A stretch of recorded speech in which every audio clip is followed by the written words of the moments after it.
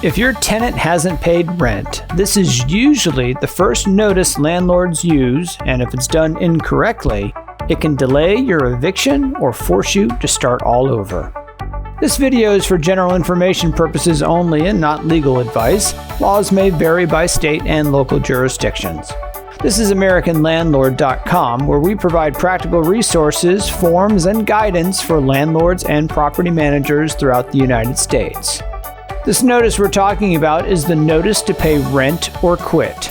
It's typically used when rent has not been paid and gives the tenant a limited number of days, based on state or local law, to either pay the total amount due or surrender possession of the property.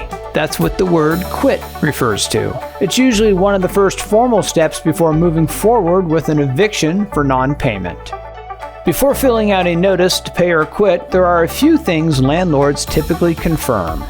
First is that the rent is actually unpaid. Second, that the amount being demanded is accurate.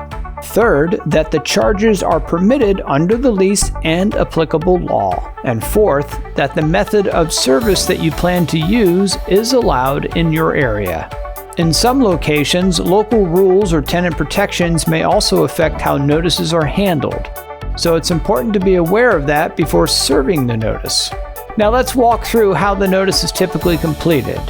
At the top, you'll enter the date of the notice, the property address, including unit if applicable, and then next you'll list all the tenant names exactly as they appear on the lease.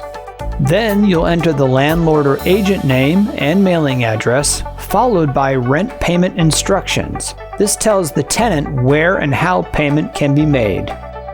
In the rental period section, you'll enter the start and end dates of the unpaid period, the rent amount due, and any additional charges if they are permitted under applicable law.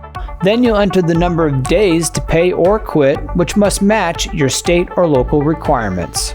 The notice itself states that rent has not been paid and that the tenant must pay within the time frame or surrender possession. After that, the landlord or agent signs and dates the notice. At the bottom, there's a certificate of service section. This is where you will document how the notice is delivered, such as personal delivery to the tenant, substituted service, that would be to another individual, posting at the property and mailing a copy, or any other method as long as it's permitted in your local jurisdiction. You'll also sign and date this section to confirm how the notice was served. In many cases, how the notice is delivered can affect timing, so this section is very important. One of the biggest issues landlords run into is assuming every state uses the same notice. Well, they don't.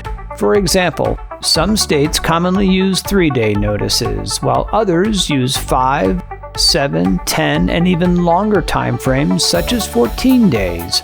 And then there's always a few outliers where the process is structured entirely different.